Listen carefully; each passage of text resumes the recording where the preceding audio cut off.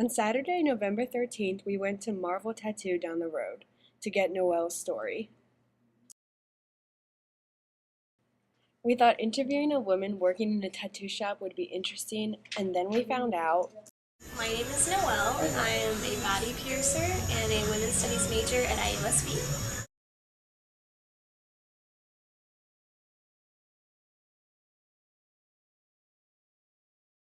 How I initially began getting body piercings was to be subversive and to be different. When you're in high school, there seems to always be like a hierarchy of the people who are most popular or most pretty or most important or that kind of thing. And I kind of realized in high school that one, I was never going to be the person at the top of the hierarchy, and two, I didn't necessarily want to. They were my way of fighting against the hierarchy and the norms of high school. And now it's kind of similar, but it's a little different. Like, I'm out of high school now, but you still see like a hierarchy in society and people who have specific privileges and what the people who have privilege look like. And I guess it's still similar in a way that I want to separate myself from those people because I don't want to be that person.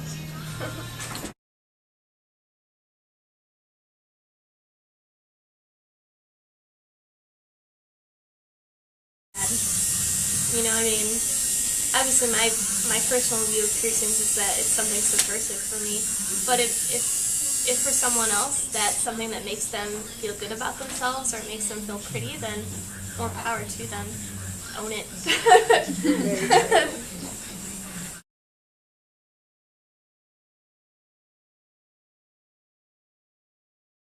Absolutely, positively feminist in the most feminist way possible.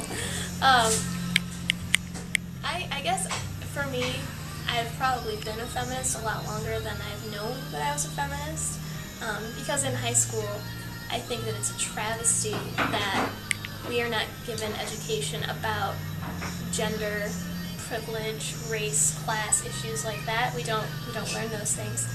So when I got into college, I took a gender studies course. It was actually a seminar. It was Lesbian and Bisexual Lives. So it was like really not specifically like Women's Studies 101 or whatever, but that kind of opened the door.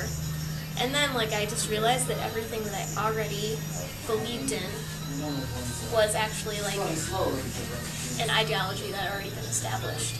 So then from there, I just kind of went on and deeper, and started exploring like the roots of feminism and all of the amazing feminist theorists.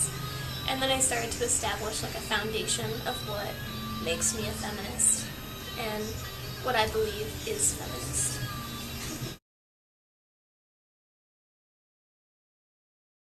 It's really disgusting to me that a lot of people believe that we're living in a post-feminist era, because that is absolutely not true. I think that is a matter of hegemonic ideas that people are accepting. Because if you look at the facts, like, where people aren't equal, there isn't equity. You know, like, there's still a wage gap. Women fight. We're fighting tooth and nail every day to hold on to our choice as to what we want to do with our body. You know, our rights to have access to birth control or abortion, or even just to walk outside and look how we want to look is in jeopardy every single day. And that's something that we have to continue fighting for. As to the most important aspect of feminism, I don't think that there's a most important aspect. Feminism as one person does it, like me as a woman, like I don't fight for ending the oppression for everyone else. I work to like get myself in and then further myself only. I think that that's a huge problem, and I think that that's common with a lot of women today. Like, if you talk to a woman and you say, are you a feminist, or do you think that you're being oppressed or you're unequal? A lot of times that woman will say, oh, well, I can choose to wear makeup, or I can choose not to wear makeup. I can choose what I want to wear every day. I can choose who I want to date.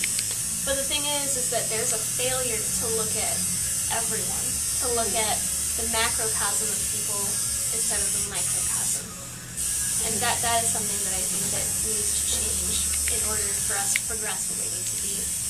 Um, but third wave feminism is great. I think that the focus on, I think one of the major focuses of third wave feminism right now is rights to our body, as I was talking about birth control rights, abortion rights, and also like the whole gay marriage thing right now. Yeah.